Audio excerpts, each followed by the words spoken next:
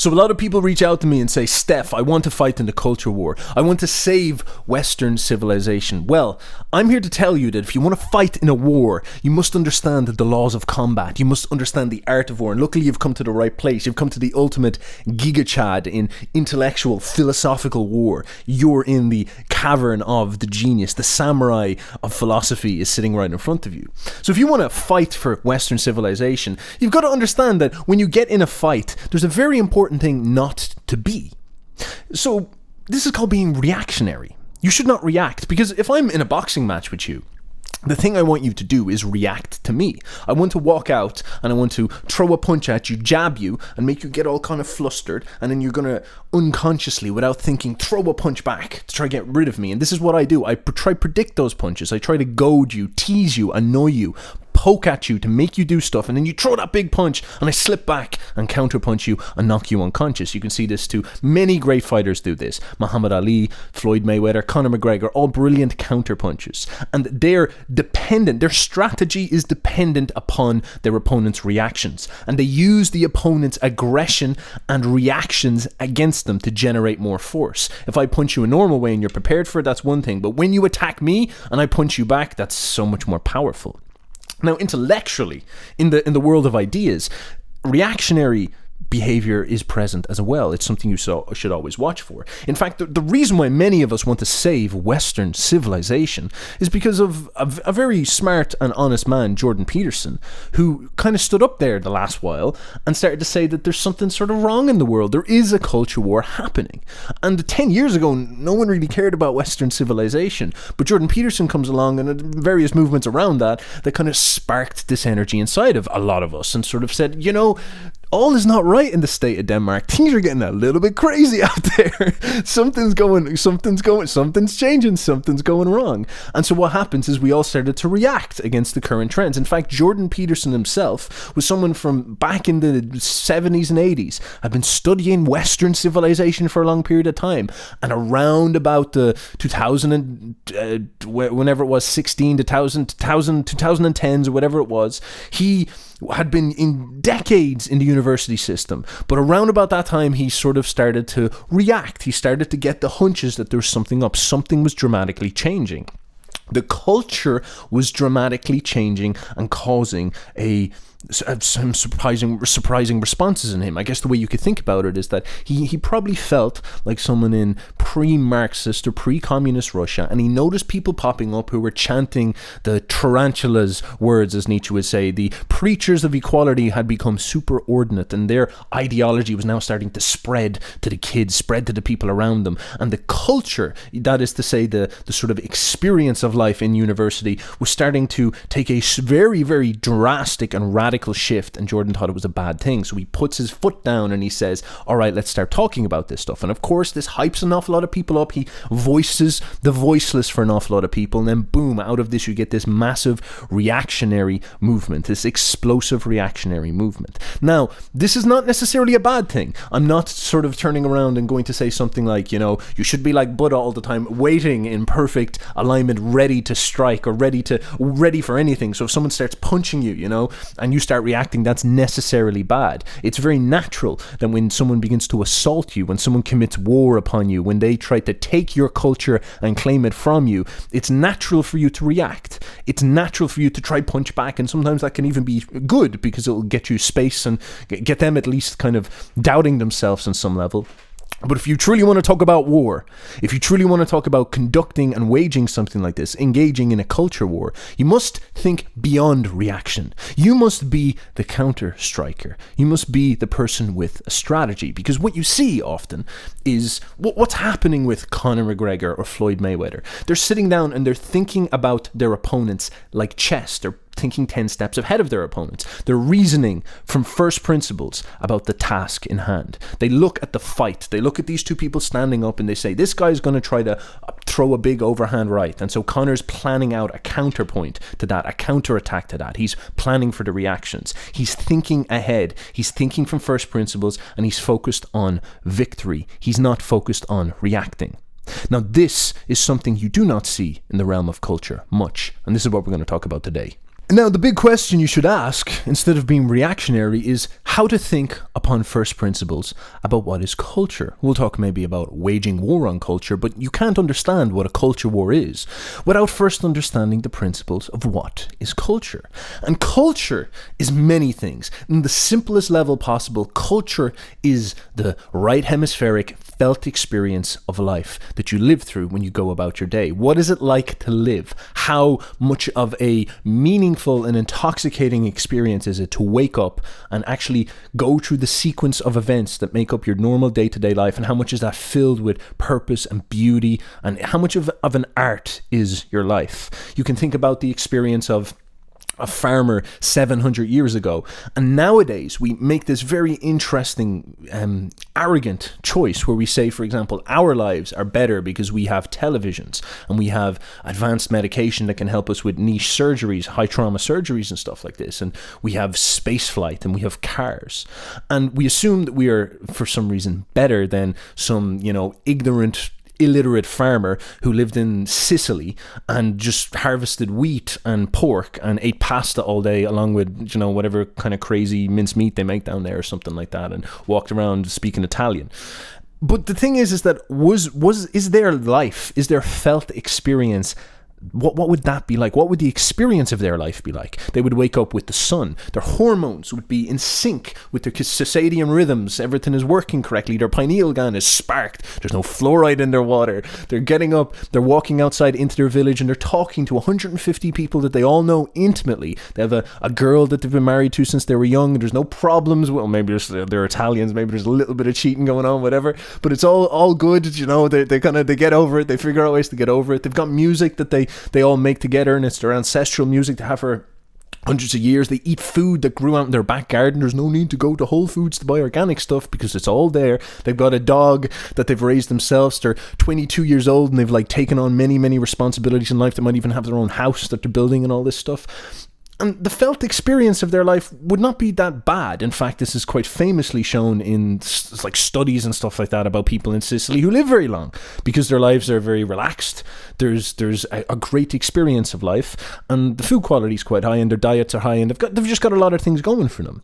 And the experience of that is significantly good. It's a good experience. Now compare this to our modern life where you go out and you wake up in the morning to a beeping alarm, and all that cortisol dumps immediately because you're up until 2 a.m. last night staring at your phone and flicking through Tinder because you're alone, and then this beeping alarm comes up. You get a cortisol dump from your adrenals. You wake up, you knock back a coffee on an empty stomach. The probiotics in your stomach get messed up. You start to get a little bit anxious for this reason as well. You get the coffee jitters. You hop in your car.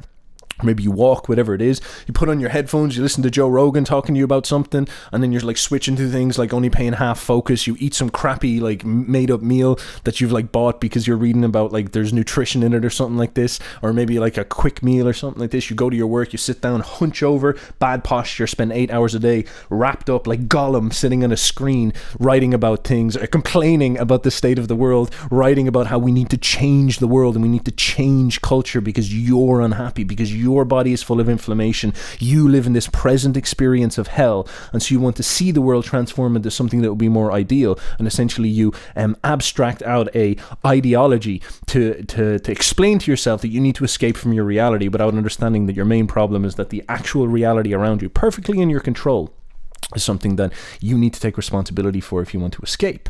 But nonetheless, this is what you sort of postulate as your lived experience, your life. You could say your culture. And there's a lot of things that go into this. It would take me a whole video it would take me a lot of videos to be comprehensive about this. All the little tiny details really count to it. But this is one of the key aspects to understanding culture. You have to approach culture like an artist. You in fact have to approach life like an artist to understand culture. And what many people make the mistake of doing is they approach life like an ideologue. They approach life like an abstraction. Now, it's not that abstractions and ideals have no place. We're going to talk about that next. But it's important to be able to hold against this. In fact, this is probably the key to Nietzsche's philosophy that most people miss out on because they're not as much of a philosophy samurai as I am. They are not able to see what Nietzsche's trying to say is that you always come across people in your life, Christian or modern or progressive, whatever you want, or like conservative, anybody. You'll always come across people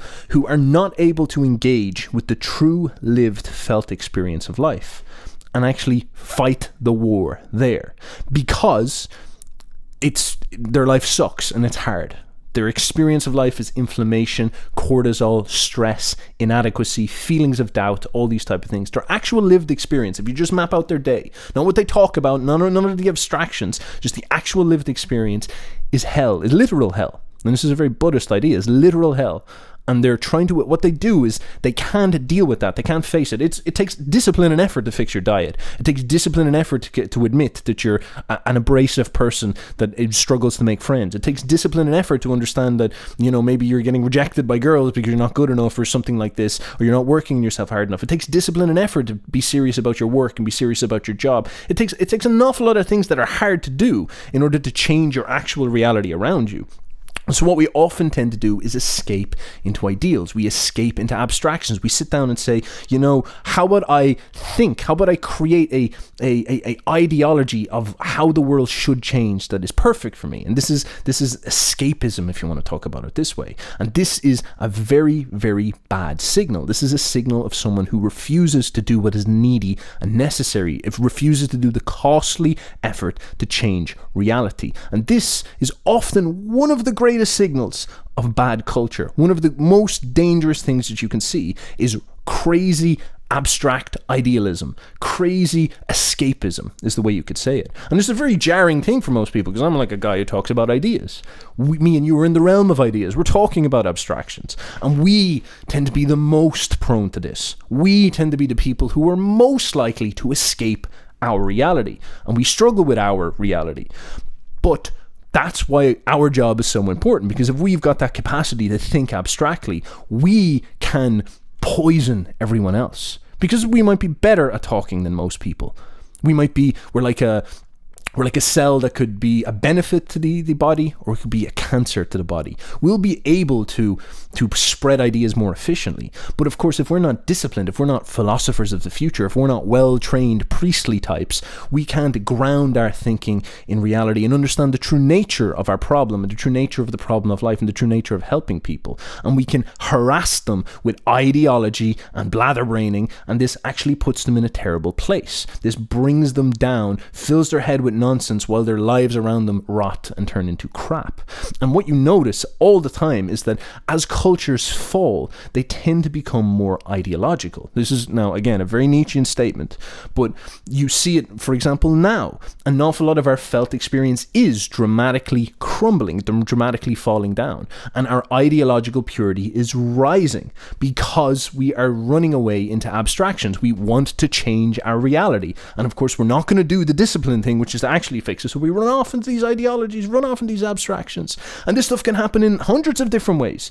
It can happen, for example, you could be a Christian, and a Christian can run off into Christian Puritanism and ideology. That happens often. But you can also have Christians that are happy hypocrites, that live a very good lived experience, and religion is well integrated into their lives, and they work with it properly, and they're absolutely fine.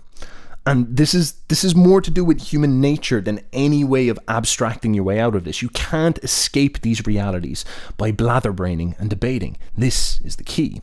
Now, with that being said, let's talk about the other angle of culture, which is the actual role ideals have in it. Now, with all that being said, I'm suggesting in a very Buddhist way that there's no escape. You cannot escape the actual nature of the problem, which is the felt experience of your real life existence right in front of you. And it's the one thing, you're like a dog who's after eating a pillow or something like that, or pooping on the floor, and your owner comes in and points at the pillow or points at the poop, and you're just like, I don't want to look. It's like, who pooped? Who ate the pillow? And you're like, ugh. That's like you in your life. This is what a culture turns into when life is hell, when it has failed. Life, the experience of life is like, I don't know, something else. It has to be something else. It has to be ideology. And in truth, It's not that ideology has no place. And there's a couple of angles of this. First of all, in the simplest level possible, human nature is human nature. We've all got these big left hemispheric noggins on top of us. We're never going to not be ideologues. This is the way we think. This is the way we operate.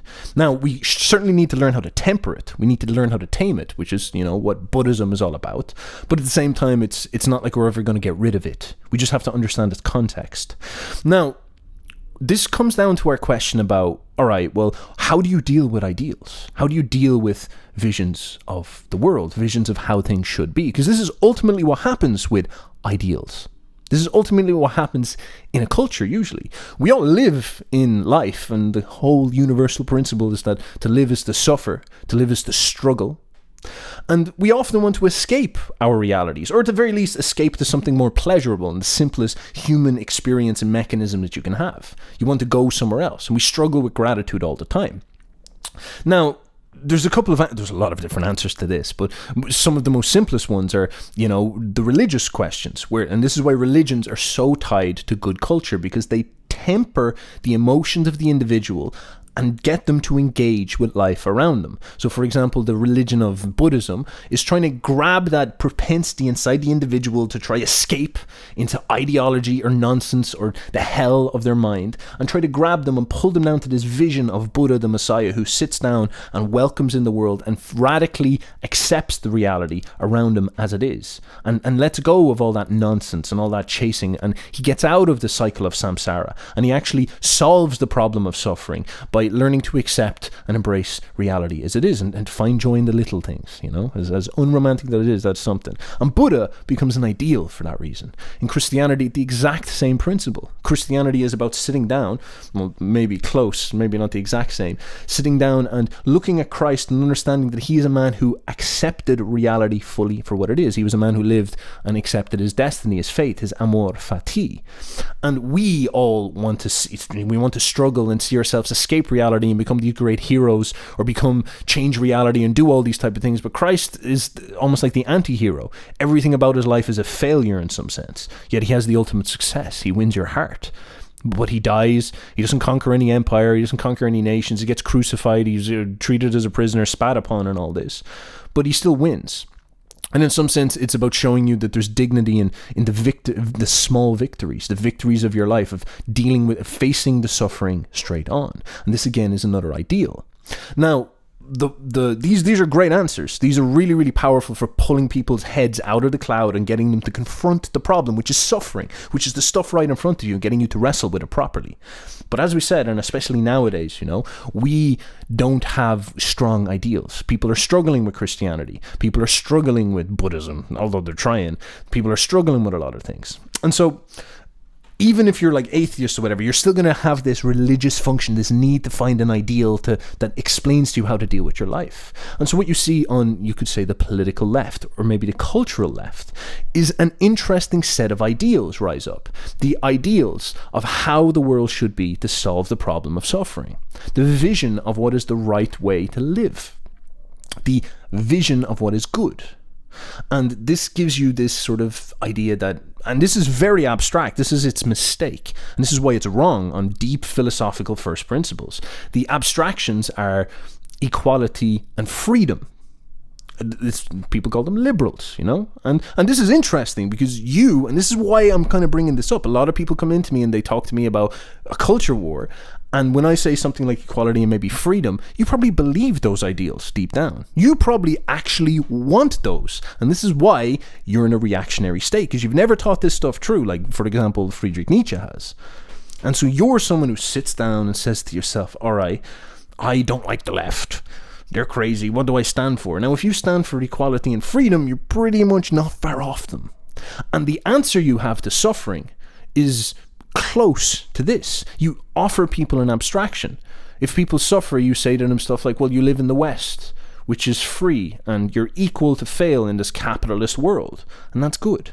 And that's justified. That justifies your pain. That justifies your struggle. And you have some very, very interesting problems there, because is that equal in relevance to Jesus Christ? Is that really going to stand up to the fore? Is saying that like you're all equal to fail as everybody else? Is that really going to answer someone's struggle? This is actually a very big problem with an awful lot of the right winger stuff. Like, maybe in the 1950s saying to someone, you live in America, that great nation, and you can go to a factory job and support a family like on one wage or something like this, maybe that people could digest that idea of equality and freedom.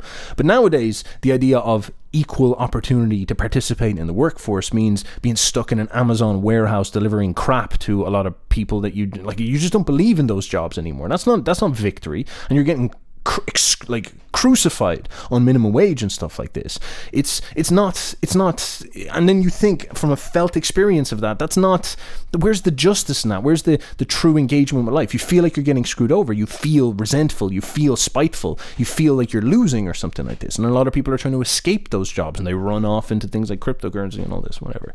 And so people like on the left, what they're sort of saying, what they're sitting down and doing, the ideal that they're promoting is equality taken to its logical conclusion, where we strip wealth from the top, where we strip boundaries and we strip responsibilities from everybody and give absolute freedom to the individual and absolute equality. And they're just going all the way at this stuff. They're following the ideals to their logical conclusion. In some sense, this is what communism was. And people really struggle with this, because when they talk about something like a culture war, they really struggle with this idea. Because the left are in some sense doing it right. The left are the people who are truly representing the ideals of the modern age, if you're going to stand for abstractions.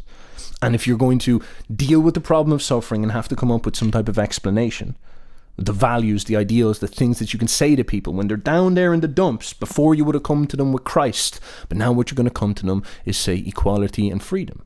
And nowadays, when someone's suffering because they're in an Amazon warehouse and they're inflamed and they feel their life sucks, and someone like Vaush shows up and explains to them equality and freedom, and he says, our plan is to fully see these visions appear in reality. Our plan is to take equality and freedom and make them happen absolutely. Not like the conservatives who just tamper about with bullshit and are probably getting manipulated by powerful people. Instead, we're going to make this stuff happen, and what will happen is your experience of life will change. You see what they're promising? They're promising how you can get out of hell and enter into a heaven of better experience. With the redistribution of wealth, you'll have more money and you'll be more economically viable. With the liberation of social norms, you'll be able to have more sexual experiences and you'll therefore be happy. Now, you might not agree with those premises, but this is the offer, and it makes sense to people, and it speaks to their emotions, and it gives them a way to escape the suffering of their life. But it doesn't lead to good culture, because as always, escapism leads to bad culture. In fact, the only way to create good culture is to go in the opposite direction, is to go towards a realism and illiberalism and confronting life properly. And this is what we're going to talk about now. And so the correct answer to the culture war, when you boil it down to these first principles, and you see that the first problem is the problem of suffering. And how do you create a life that is most anti-fragile to the problem of suffering? And I don't mean happiness. This is also a mistake an awful lot of people mean. I mean being able to accept your reality around you. And religions come up with good answers to this, and communisms, they come up with persuasive answers to this. You can't deny them, is the most important thing. But ultimately, you look at what they're offering, and it boils down maybe in some sense to escapism an awful lot of the time. There's definitely virtues in them all, but it's a kind of mixed bag, we'll put it this way. Now, what is the correct way to confront reality is what someone like Nietzsche is talking about, because he's suggesting that the ideals you can offer people, when you sit down with someone and they're in a state of pain and they're in a state of suffering, they're like Gollum sitting on the ground and they're like, I hate this reality. And when there's a lot of people like that, it means there's something wrong with your society. It means your culture sucks, and the experience of going out and talking to these people is a shitty culture. These people are inflamed, unhealthy, incompetent, not put together, and it's all bad signals if you think about it this this way. You can think of it like animals. If you go in, like, where does the word culture come with? A bacteria culture. You go in and look at your little petri dish, and if all the bacteria are like nasty golem bacteria that are all unhappy and full of inflammation and poisonous, you're like, that's a bad culture. You go into this other bacteria and they're all healthy, Chad bacteria is all bodybuilding and all this, you're like, oh, that's a good looking culture. That culture's doing all right. Now, this is a very materialistic way of seeing things in some sense, but that doesn't mean that it is restricted to a low way of seeing the world. What we're talking about here is the idea of true strength, true happiness, and true success. Basically, you suffer because you are weak. And the strong is the person who is most anti-fragile to suffering. Your ability to overcome suffering is your ability to overcome life itself and become strong and become healthy and therefore become happy. And in fact, in order for you to become strong, you're going to have to overcome yourself in so many ways that it's going to make you a better person. It's going to make you a better character. It's going to make you a more ideal person. It's going to make you someone who you would want to be around. In order for you to become strong, you have to fix, for example, physiological things and mental things. You have to develop discipline, humility. No one's going to go and get strong and not get humbled, because they'll notice their weakness, and this will actually break them and show them what they are. And then they'll rationally ground themselves to reality, humble themselves to reality, and have to develop strength in alignment with reality, and they won't get the result unless they do it right. And that will humble them. That will humble them an awful lot more than someone who sits around and wanders into abstractions the whole time. And this ultimately leads to the big idea, is that once you are strong, once you are married and adapted to reality, and you engage with that properly, and you do the right things to engage with that, and you discipline yourself to reality, and you gain strength, you gain the benefit of health and strength that makes you anti-fragile to suffering.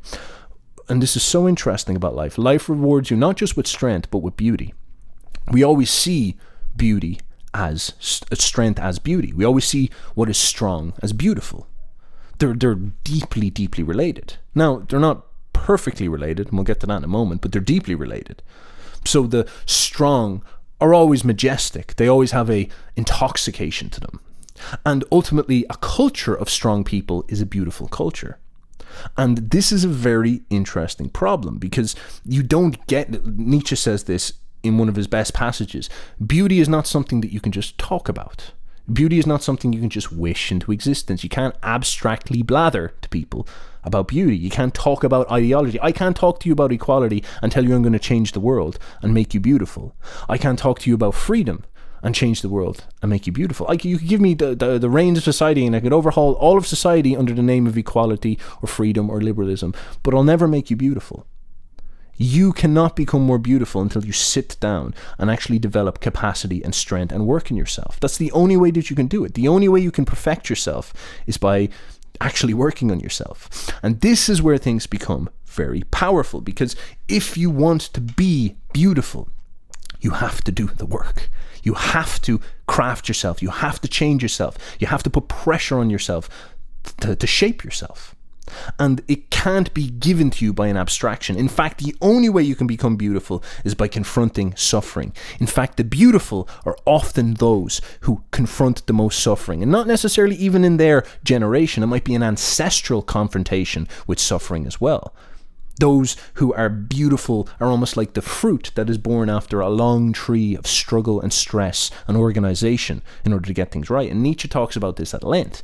Beauty is extremely costly, and other ideals have to be put aside. They have to be put aside in order to attain beauty.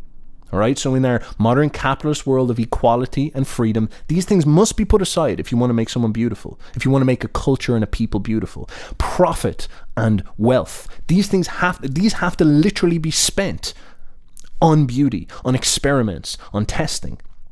All things, ideology of any sort, any ideal other than beauty must be put aside. And Nietzsche talks about this in the context of places like France and Greece.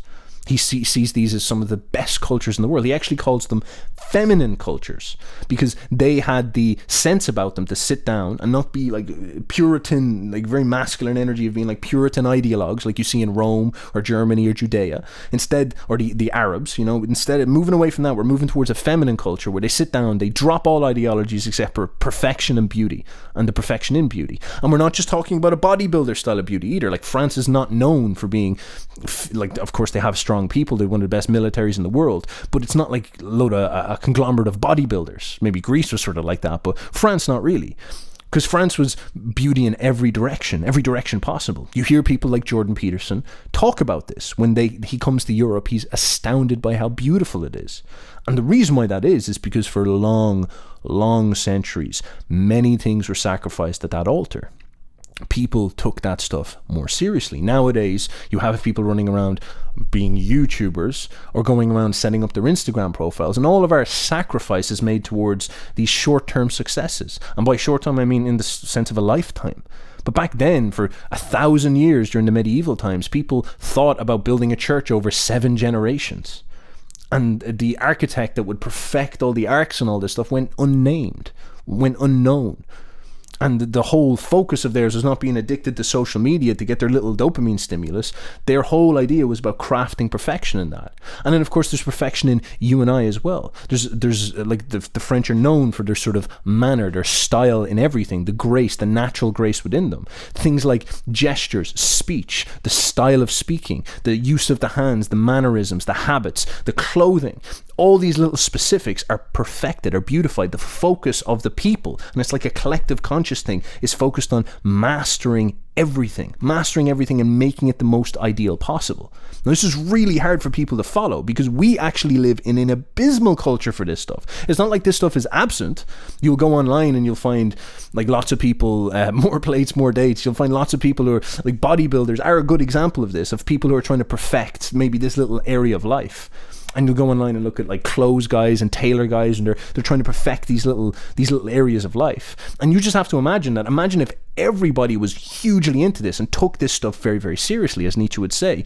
You know, in order for beauty is very costly because people all across the entire culture have to say to themselves that they will not let themselves go, even in private, and they'll forbore profit and everything at the altar of beauty. And so what you get out of this is, after many centuries, the food ups in quality, the standards of the food gets higher, the standard of dress, even the way people look gets higher. The perfection of the clothing, the perfection of the manner, the perfection of the music, the perfection of the writing, the perfection of the language, all of this stuff raises in standards, and it's massively, massively illiberal and unequal because it's by premise has to make distinctions. In order for you to have good culture, something that's enjoyable to live in, you need to be illiberal. You need to be against normal standards. When someone comes in and they speak a certain way, you need to have a criteria for judgment on this stuff, and this stuff is actually quite objective. It's the same way as if you go into fighting. If you want to say someone's a better fighter than another, you have to raise the standards and hold each other to a standard and see. And then one of them will be proven to be incapable, and that will be a judgment of inequality. And this is what goes into it. And it changes the whole direction of ideals. Once beauty rises up, once this natural virtue rises up to the top and starts to create in people a will to power towards the high standards of behavior, everything starts to get consumed within it, and all the other values get pushed aside and get reorganized, and the hierarchy changes,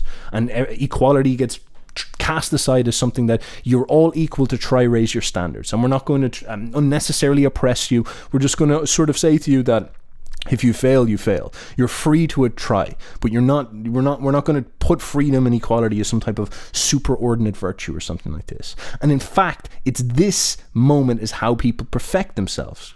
You know, maybe you can go and you can, you know, gain political power or something like this. But after you gain the power, after you gain the freedom, as they say, how are you going to perfect? How are you going to develop yourself? How are you going to individuate as a person or as a people? How are you going to look at every little detail that you are and make it beautiful and idealize it and use yourself as a work of art and see your culture become something like this?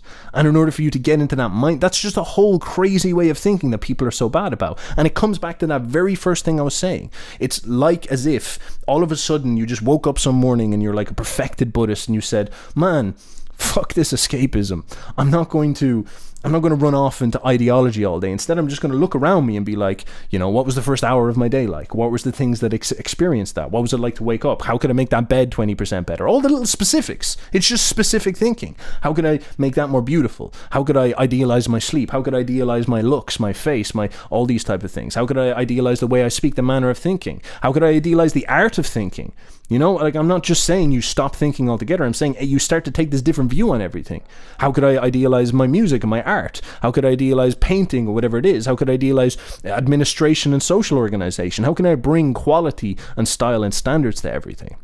What happens then is you have this people, if they develop this attitude inside of them, that attack life, that confront life, and like an artist try to impose beauty upon life, try to impose standards upon life. They try to confront life with strength and raise the standards of their existence, and what happens as a consequence is they become beautiful in every which way that you can imagine. And this is what leads to good culture, because this is what people call it, the experience of life. This is what it's like to wake up and experience and go through the joy of life, to experience a life that is full, where, you know, the manner of you and your friends is high quality, the experience of your food is high quality, your body reacts properly because you're feeding it well, you look beautiful and you feel beautiful and you feel healthy because you're in good physical and mental shape. These are all the type of things that truly will save you, truly the things you need to go for, but they take work, they take discipline, they take stress, they take attention to detail, they take sacrifice fundamentally in order to get there.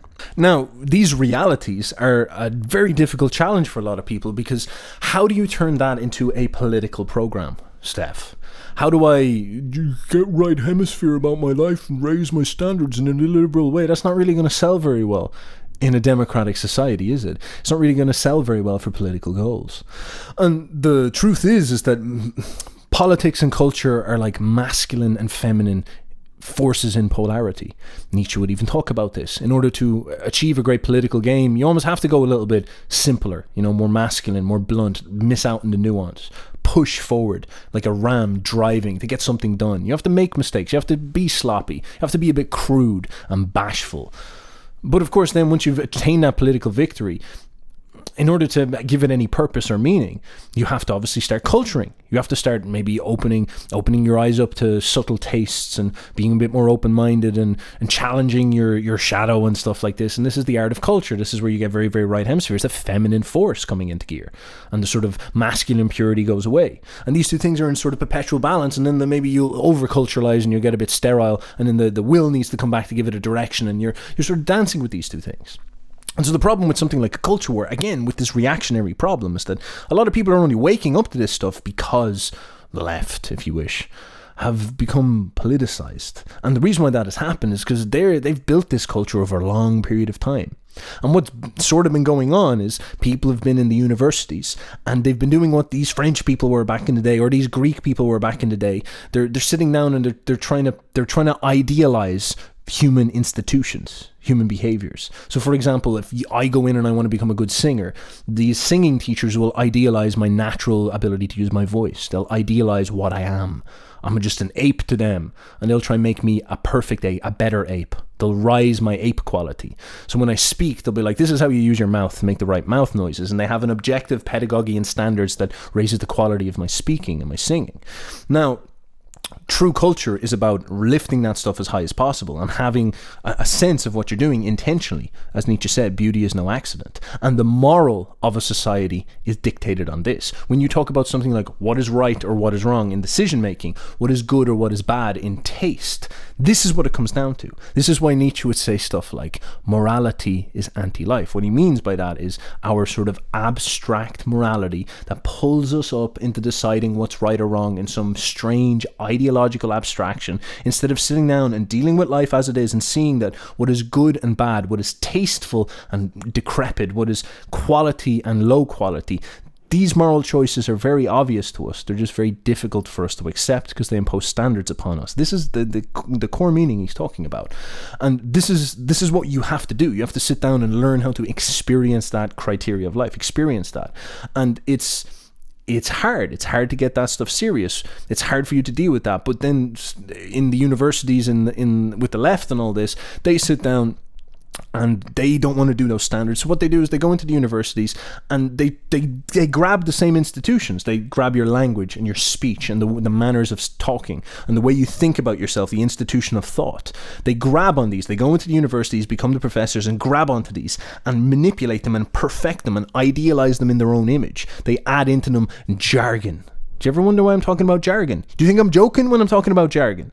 They grab this and they install inside of it little nuggets of jargon, charged jargon that means special things. And they craft the words to their specific magic language. And they start to possess the mind and they change the culture. Because this little thing, this speech, it's only a small little detail, but it's part of the culture. It's part of the experience. And then when you and I go through these universities, or we talk to an average person nowadays, our taste, the taste buds inside of us, our stomach turns. Life, nature, who has her own personal standards that we must be adherents to, she turns because she hears an ideologue, she hears nonsense, she hears jargon, and nature doesn't like that. And in fact, this is not some bullshit I'm making up. This is well known in the writing communities and the speech communities and the standard of speaking. If you want to learn this stuff properly, you go in. I've done this. I've learned how to speak properly. I've learned how to articulate myself properly. This is almost always said, is that like hammering people with abstractions is the least effective way to speak to them, to reach them, to spark their imaginations. That's a signal of low quality skill. Now, being perceptive enough to see this process, to see what is happening, to see that there are people out there trying to grapple language and possess it for themselves, and understand without resentment, without reactionary instincts, what is happening. Look at it as a naturalistic process and understand that if they didn't do it, something else would take its place. And in fact, your responsibility, like those French people, like those Greeks, is actually to seize upon everything in your life like this and push and impose illiberally standards upon this. Raise the quality of everything. Try to think to yourself, what does it mean to speak well? What does it mean to use language well? What does it mean to think clearly? And apply that level of penetration and sophistication to everything. And understand that if you're going to achieve greatness in a culture, this needs to saturate everywhere.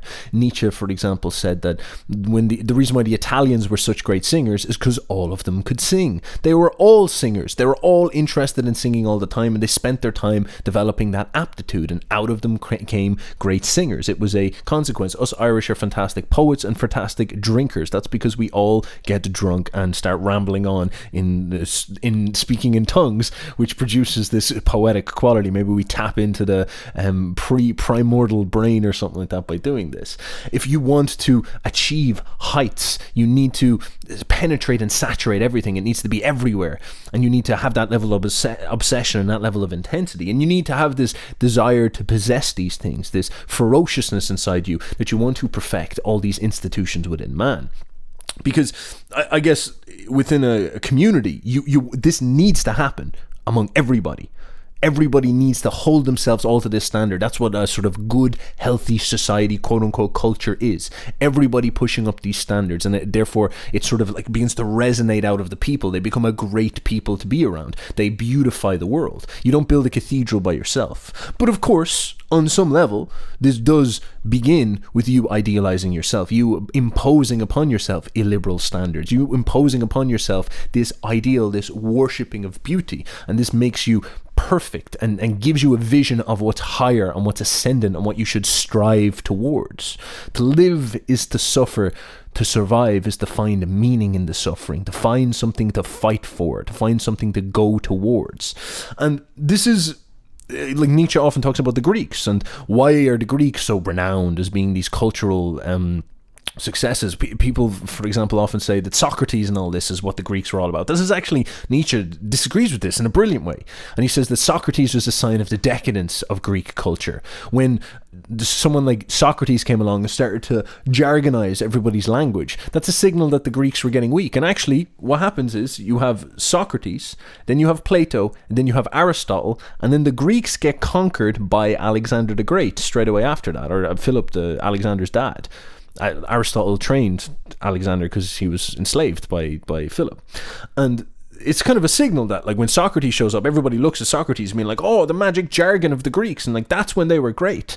That's the sign of great Greek rationality and intelligence. Not true at all. The true ascendant phase of the Greeks was before that. That was the end. That was sort of like what's going on now. Socrates was like the original critical theorist. He was the original jargonite, the original leftist, I guess you could say, or something like this.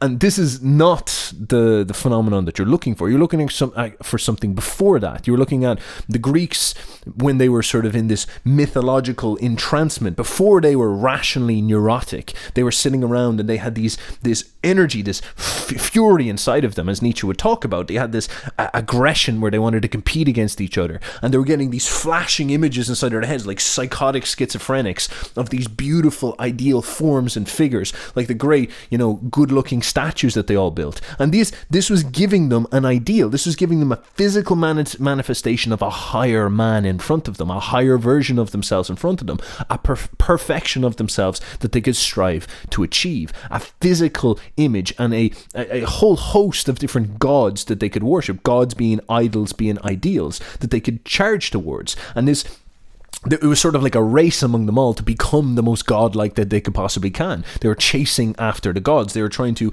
in some sense, evolve like the way animals do.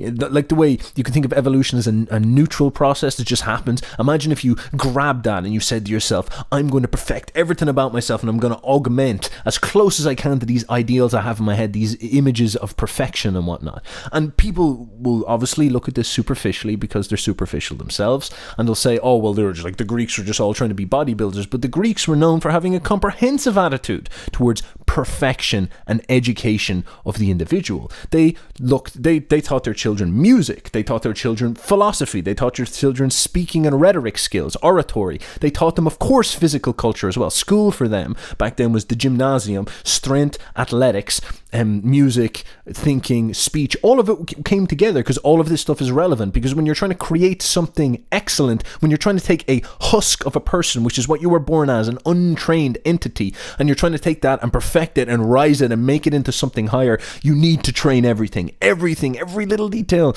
needs to be attacked, needs to be assaulted, and needs to be put together. And this takes incredible will, because the way you fight a culture war is you have to have this level of ferocity inside of yourself.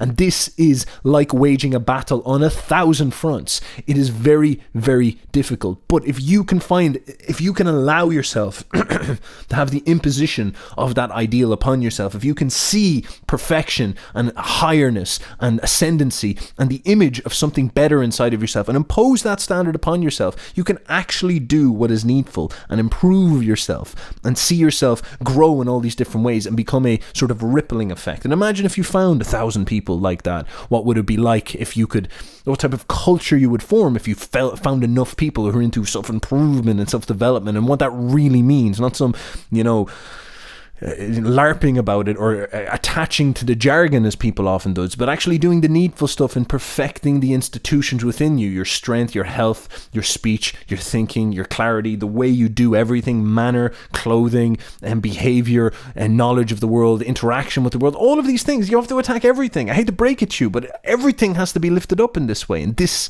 is why it's such a monumental task. What this finally comes down to is the common question, because what we think of as culture is things like art, things like things that we create, artifacts, if you want to put it this way.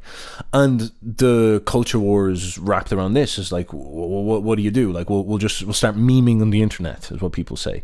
We'll start going out and doing this type of stuff. We'll make YouTube videos. We'll start another podcast that gives out about the left and all this stuff. And the thing is that this is not culture. What I described to you is the true process of culture. And when you do that properly, you start to impose that will to standards, that will to quality upon everything you do. And of course, you impose that upon the aesthetic experiences of art. And this is how you start to form really great art. If you listen to a classical symphony orchestra and compare it to anything that's coming out nowadays, I know it's snobbish. It's not that the stuff nowadays doesn't have its spirit and its quality. Like, I can find beauty in modern music, but you listen to it qualitatively and you're like, that's they were people at their peak in the 19th century. Listening to some of the stuff that they produced there, you're like, those guys hit levels that you just don't see nowadays, because people just don't have, people aren't just trained to that comprehensive level. People just don't get as serious about that stuff. There's something higher about, getting 400 people in a room that have all perfected their craft, and then having one guy organize it all and spending his whole life and dedicating towards this perfect creation of sound that goes on in something like a symphony. Even think about the sort of way that symphonies happen. Like musicians now, we think of them as like 20-year-olds that are like running around rapping, and like usually they're very low skill people. But again, if you think back in the day, what's the image you get of a composer? Someone who's mastered the craft of music, mastered the specific thing that is music. Well, what age? You think of them as like 50 or something like that, because that's how long it takes to get something like this right. I guess the similar analogy would be like a movie director or something like that. Like that's the vision you can have of someone who hits that high ideal. And of course, this brings up the question about quote-unquote culture. What can you raise to that level of standard if you want to produce stuff, if you want to be an artist, if you want to be a creator, if you want to be all these type of things? Well, first of all, reacting to the left is not culture. Watching, Shapiro's thing, Daily Wire, is not culture. Sure, you can put this stuff up if you're upset. It's not like there's anything wrong with speaking the truth in some sense, but it's not doing what is needful. Just being a proud person who speaks the truth is not doing what is necessary. The only thing that is right to do is to raise standards. You have to start raising aesthetic standards. This is personally what I'm pushing for in my life. I want to create high quality artistic works. I would like to get into filmmaking and whatnot, because I see that as a great opportunity to raise standards and tell stories that have never been told before. But at the same time, I can't sit down there and say, you know what I'll do? I'll like make a political YouTube, or I'll like make this type of stuff. That's reacting to the current trends. And as I said, maybe some people will be destined to go into politics. Your path might be slightly different. There's no problem with that. This is how you have to have this dynamic, nuanced style of thinking, where you can see there can be different paths for people to go. But ultimately, if you want to do the cultural thing, you can't be in that reactionary state where the stuff that you create is complaining about what already exists. That's not culture. In some sense, I guess it is, but it's a signal of weak culture, of sad culture. There's no ferocious artistic possession there. There's no intoxication by an ideal that you're chasing after. The filmmakers of nowadays, they're chasing after the perfect movie. What are you chasing after? Conservatism, traditionalism, Jordan Petersonism. Like that's not a fertile cultural ground. You have to think about what's the thing you're charging towards. What's the ideal you're trying to reach? That's ultimately the only thing that's going to answer that urge inside of yourself to lift those standards. And at the same time, people say stuff like the left is creating all the culture. The left isn't really creating any culture either at the moment. I haven't seen anything really quote-unquote new happen per se in about 20 years, and that's basically my whole life. Like I can't, Eminem and hip-hop was the sort of peak of that, and then maybe Kanye West, and then what's really happened? Has music got a new trend at all? What's changed? What's going on? There's nothing going on. Everything just sort of became weird is the only way you can describe it. Maybe I'm a boomer. Maybe this is just a big long boomer confession. You're gonna watch this back and be like, what a boomer. I was like a boomer confession there. He just said I finally hit the age of boomerism mentally. He's a mental boomer now or something like this. But there's sterility in the culture at the moment. And I think that's what you're suffering from mainly. And the left what they're creating is an expression of their pain. They are, as Nietzsche would say, they are the degenerate man, the person who suffers, and they don't have the strength to impose standards upon their life and change their reality. And so what they do is they escape into an abstraction, and they ferociously escape into the abstraction because they're fired up, animated by their resentment towards life. And then, of course, they impose that resentment upon the world and their ideology, and they try to change everything to suit this. And this is what's going on here. And to an extent, some of that stuff comes out, and they might produce cultural stuff, but they're not really producing anything new now. They're stuck on YouTube as anybody else. They're stuck doing podcasts on YouTube, talking about things. Political commentators, general social commentators, social critiquers. None of that stuff is culture. People don't look back per se and really get into that stuff too much, you know. But there's great writers tend to be more stylistic, more artful. Nietzsche, great writer because of his artfulness. These type of things. You look at the cathedrals, you look at the paintings, you look at the music. That's the stuff that stands the test of time. Critiques don't really, you know. They struggle. They really labor under this type of pressure because most of it is just crap. Most of it is just complaining. Life doesn't enjoy information guy like me. That was depressing. Doesn't enjoy information guy style people. Doesn't enjoy people who complain and whine and critique. What life expects is someone who succeeds and does, who raises the standards, raises the game, or dies trying. That's what she's looking for. And I guess this is the sort of generalized problem. This is the issue that we all have, is the moral ferociousness. And I don't mean abstract morality, which is bad. I mean in this sense of like the ferociousness for you to develop a conception of taste, to have standard upon things that you do. That requires a will to power. That requires a vitality. It requires strong energy. This is really what's missing so much. And because we lack strong energy so much, we are suffering in and of itself. In fact, you could say the resentful preachers of equality exist because we lack vitality so much. But if we can reignite that vitality, reignite that spark that gives us that ferociousness, that gives us that desire to attack life, to confront the suffering of life, which would then lead us to that idea of, if we're going to fight life, we need to have a vision of perfecting life, an Ubermensch conception in our head. This vitality, if it was strong enough, it would push us towards this, which would lead us on the right path towards ascendant and higher, growing and high standard culture. But this is one of the greatest problems that we face. This is one of the ones that we struggle with the most. The question of vitality sits as the most important thing on all of our tongues. How do we create health inside of us? Think of how topical that idea has been for the past 2 years. And it is legitimately a archetype we must confront. Vitality and health. How do we achieve this in a realistic and headed way? And this is a great challenge, and this is a cultural problem that we face. This is the sort of premier issue, the lack of vitality, which leads to the lack of grounded idealism, which leads to a lack of production of high quality artistic works and whatnot. These are very, very big and challenging problems. And so if you're in that position where you want to fight in the culture war, you want to save the West, you should think about revitalizing it, giving it spirit. It's not about going to the past and conserving something because people like Vaush made videos that upset you or something like this. It's not about doing that. It's about you going and saying to yourself, wait a second, how do I give birth to life within me and then let that life express itself through me to create something that's, you know, standing on the past but moving towards something new, trying to reach the ideals that they reached, trying to reach that spirit that they reached, or find that spirit that they found, but of course finding it for your own age and your new age and whatnot. And this is ultimately how I see it anyway. And I've been brainwashed by Nietzsche, so keep that in mind. But I think this holds an important set of ideas to reiterate. Do not be reactionary on any circumstances. You want to pause when you find yourself acting reactionary and think from the ground up what you need to be doing and what it means to be creative, what it means to change the culture. Because sitting around and having loads of people who don't like the left or something like this it's not going to get you anywhere. You're just sitting there, you're just annoying to listen to. You're as sterile as the people you claim to hate. And ultimately, if you want to produce something, you would sit down and you would realize how hard it is to make something.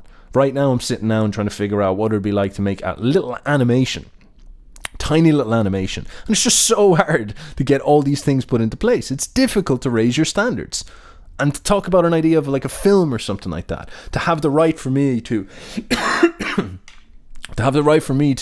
create something where I can express my spirit through it, which would carry my values, of course. For me to earn that right, there's so many things that I have to get good at. There's such a high imposition of standards upon me, and I like that. It annoys me all the time. I'm like, I wish this was easier, but it couldn't be any other way, and I understand that. And unless you're able to digest that level of struggle and that weight of an obstacle and beat that obstacle and actually produce something without complaining, you lose the right to be upset. You are simply an annoying reactionary, and that's something that you have to overcome in yourself first. You could describe it for Nietzsche as in Nietzschean terms, as the resentment we're trying to crush, and the resentment people often accuse the left of being full of. So that is that. Let me give you a positive model of what this could look like using history, because an awful lot of you are reactionary creatives like myself, and it's something you kind of have to overcome in yourself to be truly a creative who sets a new path forward. You have to kind of say, all right, I don't want to be too reactionary, but you're reactionary for a reason. Like, you wanted to get into the arts, and what was cool in the arts was, you had the hip hop scene, you had the rock scene, you had Rage Against the Machine and all this type of stuff, and you've kind of grown up now, and you're sort of realizing that Rage Against the Machine is like raging for the machine, like caged in the machine, I don't know, and you're kind of thinking to yourself, nah, this is, wait a second, and then all this ideology stuff shows up, and it's penetrating all the arts, and the arts are just crap. Like, I've spoken to screenwriters in Hollywood and stuff like that, and they're like, it's actual junk. Like, I'll write something, and then I'll send it to the execs, and then they'll tell me I have to add in these things to fit the ideology and the message we're trying to put across. Like, the art is dying there. It's becoming sterile because it's becoming Socrates. It's becoming ideological. It's becoming, word salads as opposed to the energy, the vitality of truth that is necessary for life.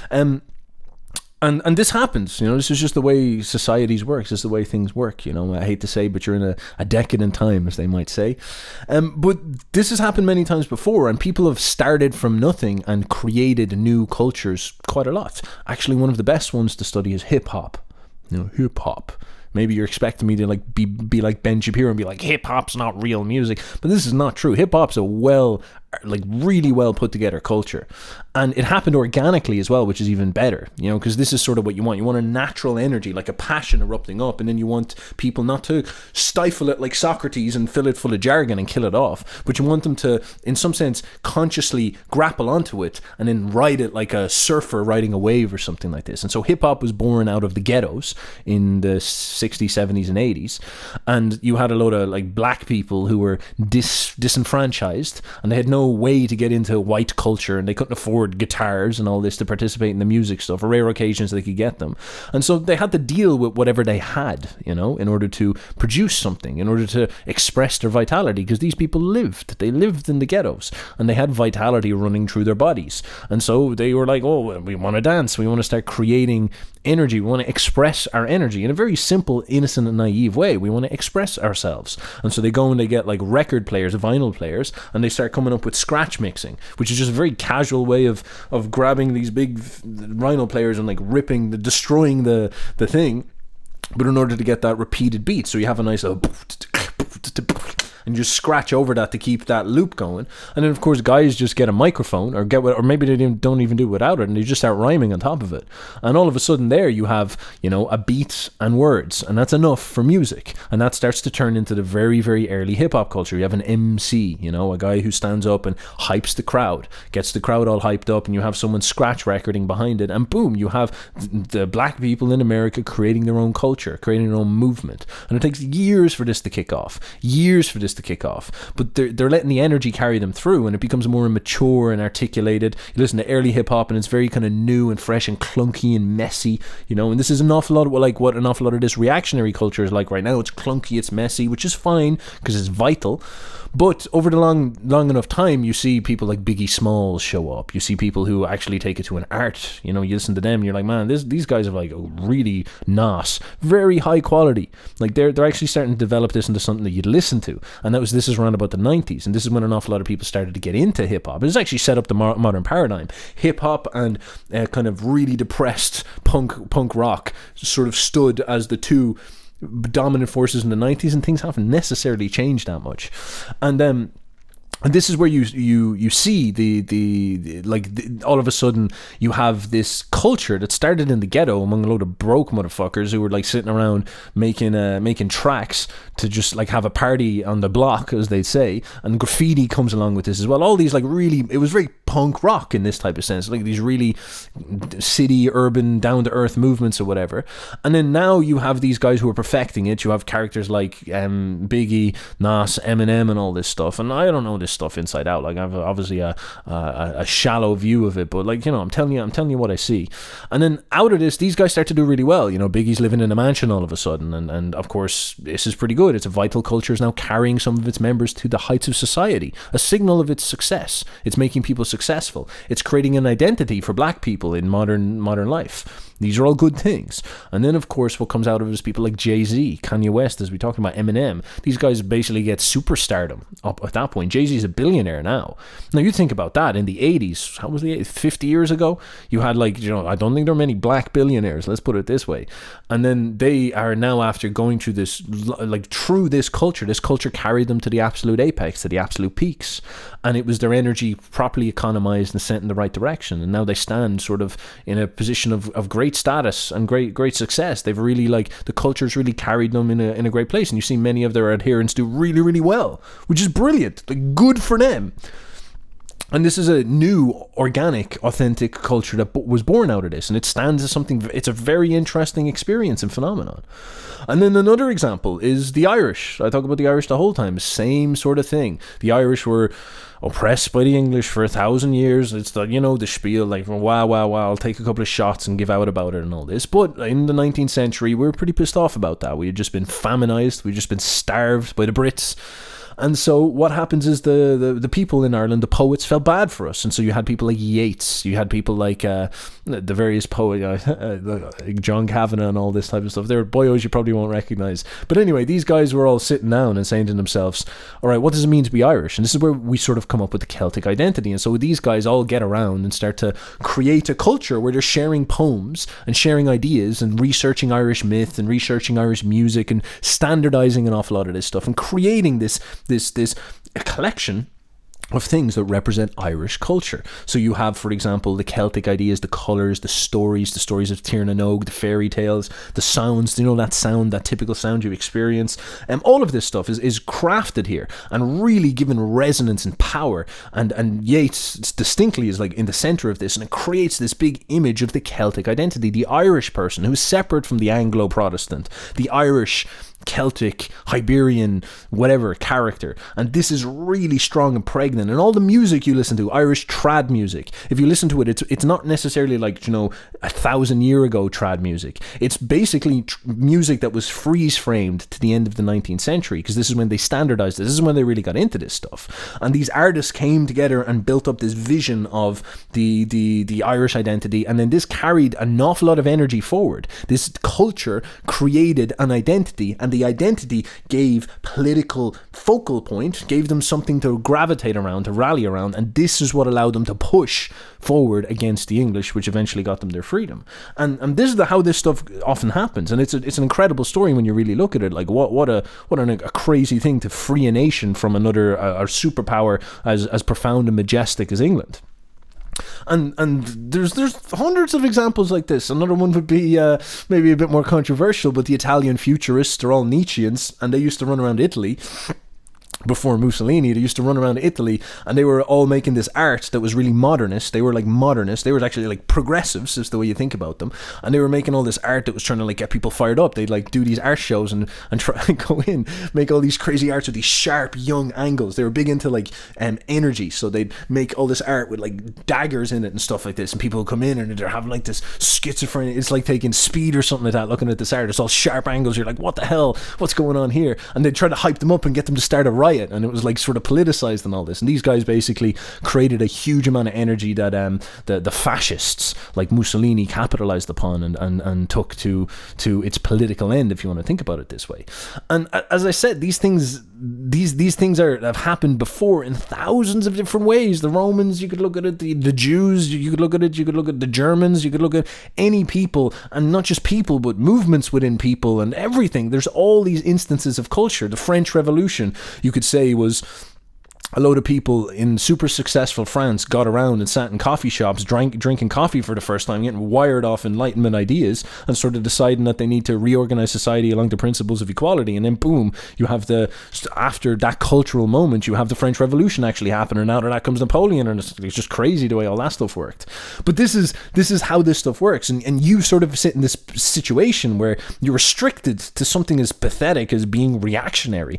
You know, like you've no idea how profound the destiny of that energy you're feeling is. If you're feeling that reactionary energy, it's sort of you saying you want to create something new, you want to go in a new direction, you want to stand and produce something of beauty and majesty, something that's righteous, something that reaches for eternal truths. That's really what that's trying to say. It's not, you don't want to, you're not a Ben Shapiro fan. That's not what your identity is. Your identity is reaching down at the very depths of your soul and trying to define yourself as like, how do you fight suffering with beauty? How do you create something of beauty that justifies the pain and the suffering that is life? And if you can pull that off, and if you can really find that, you can create inside of people meaning and energy and a positive, first principled, affirmative direction that will pull them towards something that they believe in. And God knows it could even achieve political goals that you care about, but I just don't recommend you go too crazy focusing on that, because you should really think about this stuff from this energetic perspective, like an artist in some sense, like someone who's, you maybe have to approach it more feminine. You have to be searching for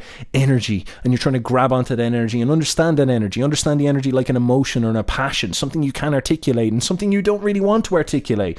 You're like the artist who's trying to grab that energy and bring it and give it vision so people can see it. And then weirdly you create this artifact, these symbols, just like the hip-hoppers did. They create these artifacts, these pieces of music, and when people listen to it, they don't understand what it is, but it brings energy out of them, it excites them, it awakens the passions. And this is right. This is how it has to happen. This is the correct way for it to do, and this is your project. This is you as an artist. This is how you do this stuff. This is the process you need to go through. But it's a very delicate thing, and you have to get it right. And sitting around watching Daily Wire is not getting it right. Now, Nietzsche, like, people give him an awful lot of hassle, but he's almost like a mindset coach. He's almost like a stoic mindset coach. He installs mindsets inside of you to help you think a certain way. And like, I'm joking, but I actually think that's very serious.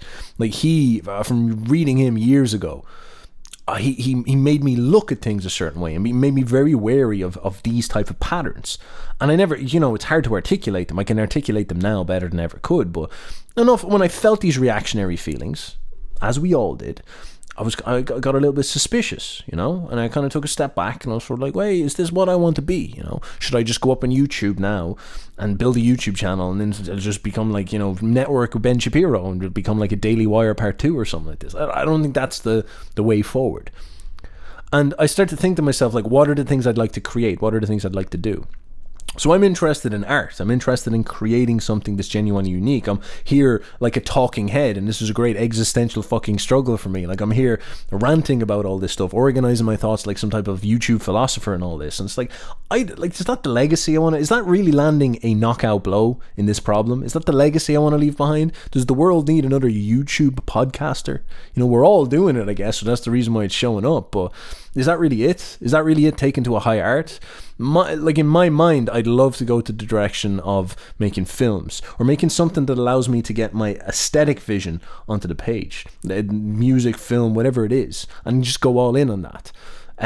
That would be one thing I'd like to create. Now, the other problem is that, like, I am very much a jargonite. I have got like a blather brain inside of me. I'm sure you've noticed. And I have to, like, part of me has to fulfill that side of myself, and I have to figure out what to do. And you're kind of charged with this problem of trying to pick an identity, like what you become. So I have that part of myself. And I love diving into knowledge and sharing into knowledge and coming to understand stuff properly. And so, like, one part of me wants to create this vision of this extreme aesthetic victory and create something new and be part of something new and be part of something futuristic and not something sterile and boring and crap. And then another part of me wants to create something as well. And this would be like an institution of sorts. And this is what I'm trying to do with the Boyo program. And I'm trying to think it through very, very severely and down to earth. Like, what could I offer that's not out there in the world? And something that happened to me during my life is that I went to the institution where you're supposed to get educated. Because think about what I'm talking about. The whole point of this is you go in and you get crafted, you get idealized, you get perfected. And that's what education is designed to do. If you're in education in ancient Greece, they installed you with musical skills, with speech skills, with fighting skills, with training skills. But I went to the education system and I felt I wasn't good enough. I felt I suffered because of life. I confronted the problems of inadequacy. And I wanted to change. I wanted to improve. And it was a good instinct inside of me. I really wanted to become someone better. I wanted to idealize myself. And I couldn't find anybody to help me do that. I went to one of the biggest colleges in Ireland, and I could not find, I was looking for it everywhere. And I just went in and it was just jargon after jargon, and it was probably there somewhere, but it's like, it was a pretty hard look. It was like running through Hogwarts and trying to find a secret door. Went in, it was Marxist theory. I went in and there was Judith Butler. I swear to God, I go in and I'm having this stuff hammered down my throat, and I'm being told this is what we're gonna install inside of you. And I was like, I don't want that shit. I want skills. I want aptitudes. I knew I was inferior with speech. I knew I had no style. I had no creativity. I had not economized my passions. I was not put together. And I was like, at least it had a gym. So that was the first time I properly saw a gym, because there was never any gym where I was growing up. And so I started going to stuff like that, but there was no, who was teaching me how to articulate myself? I was reading all these books by these book copers, and I'm like, how do I write a damn book? How do I learn to speak and all this stuff? So I was jaded, man. I was running through this education system trying to find this stuff, having ideologues try shove their jargon down my throat, telling me that Socrates is all this and that. And I'm there, I drop out, and of course I start reading Nietzsche, because I'm like, man, he's the only one who actually can write well. God bless him. And then eventually that's his little in, He writes kind of cool stuff. You're like, oh, that's good. And then he grabs you with his intoxicating writing, and then you're just fucking brainwashed. It's just like you're a Nietzschean running around giving out about reactionaries on YouTube 5-10 years later. You're like, oh my God, what's happening? But this is what I did. I dropped out. I started reading Nietzsche, and then I went out and I actually found people to train me in skills, train me in capacities, train me in competence. I went out and I was like, is there anybody out here who can actually install inside of me speaking skills, right? Anything. I went to poets, I went to musicians, I went to jazz musicians, opera singers, jazz singers, rock singers. I went to everything. I went to public speakers, people who did these open mic nights, comedians, salesmen, lawyers, people who just did toasts, stuff like this. I went to everything.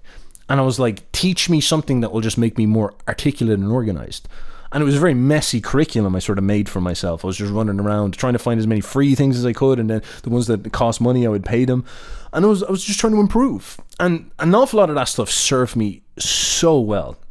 I learned so many important things. I learned so many things about how to think and how to write and how to articulate yourself that really just served me incredibly later in my years. It's a great source of creative freedom for me to achieve my creative potential, a great source of financial success, a great source of general freedom and charisma with people. I'm able to talk and people listen. People I'm the articulate one. And I was not always like that. I trip over myself often, and I've gotten way, way better in all this. And these are all skills that I've gained and grabbed and seized and learned. And this is what I'm thinking about with the Boyo program, is putting together something that trains this inside of people, because an awful lot of people suffer. I've done this stuff now for over a year and a half, and I've spoken to an awful lot of people, especially coming from that game of psychology. So people are coming in and talking about their struggles, and what I see the most is people suffer because they're incompetent. They suffer because no one has ever taught them how to raise their standards in a comprehensive way. And so I think one of the most simple ones that people struggle with is being heard and being understood and being able to articulate themselves and being able to take the ideas in their head and articulate them in such a way that it turns into freedom, charisma, interaction with people. There's great satisfaction in being able to talk, being able to communicate what you see and how you see the world. And it can turn into, as I said, wealth and all these type of things. And so something in me deep down is like, man, could you create an alt university, a Boyo university, a Uber Boyo program that can actually take people in and take them through that process of teaching them all these skills so that they come out at the end with a skill that's very, very practical and level-headed and easy to see, that solves problems like feeling imprisoned and struggling and emotional problems, because it gives them power and it empowers them to assault the world, to launch themselves upon the world and create stuff, and then they'll be happier as a consequence of this. And so this is my big focus now going into the next couple of years. I've kind of failed my way forward in many ways, stumbled an awful lot, and now I'm sitting down and thinking to myself, all right, what would be the big victories? I want to do stuff artistically, and I want to do stuff institutionally and level-headed. I want to teach people skills and educate them and build out a program that does this, and then I want to focus on making art and all this to entertain, to ignite the passions within people, to increase the vial of vitality. And I think this is me, and maybe I'll have to make a choice at some point between those two, but this is where I'm at the moment. So we'll see how it goes. fingers crossed that all goes well. Now, if you want to develop this capacity and these skills to attain these things that I'm talking about, like sign up, come in, apply for a call. You'll sit down, chat with one of my boyos, and you'll come on board. We'll talk to you about how it all works and how this stuff can get applied to your life. And then come in and we'll actually train you. We'll train you in these skills, all the skills that I picked up, all the skills that I've used to become successful, all the skills that you should be getting taught in the education system in universities. You know, they used to teach this stuff. This is the word education means to draw out, to educate, to draw out, to take out your capacity. This was known as classical liberal arts. And it's just not taught anymore. And I have this opportunity now where I can build basically a school that can teach you this stuff in the context of the modern world where you have this ability to interact, and you can go and use this stuff and really pull yourself out of that problem of the struggles of modern life and incompetency and not being able to get these ideas. It's like a missing thing. Everybody's going towards tech because tech is where the game is at, and there's nothing wrong with tech. Tech is very, very interesting. Or everybody is, I don't know, going towards entertainment, but no one's sitting down and thinking in terms of qualitative skills anymore. So if you want to gain those and gain power that can allow you to influence the world, sign up below. You'll do a call. There'll be a link down below somewhere. There'll be a link, let's say, down there or down there. I'm pointing deeper down there, maybe in top comment or something like that if this is on YouTube. Go in there, sign up for the call. You'll chat to one of my boyos. He'll explain how everything works, and we'll go forward from there. So thank you very much for your time. Stay juicy, and I guess bye-bye.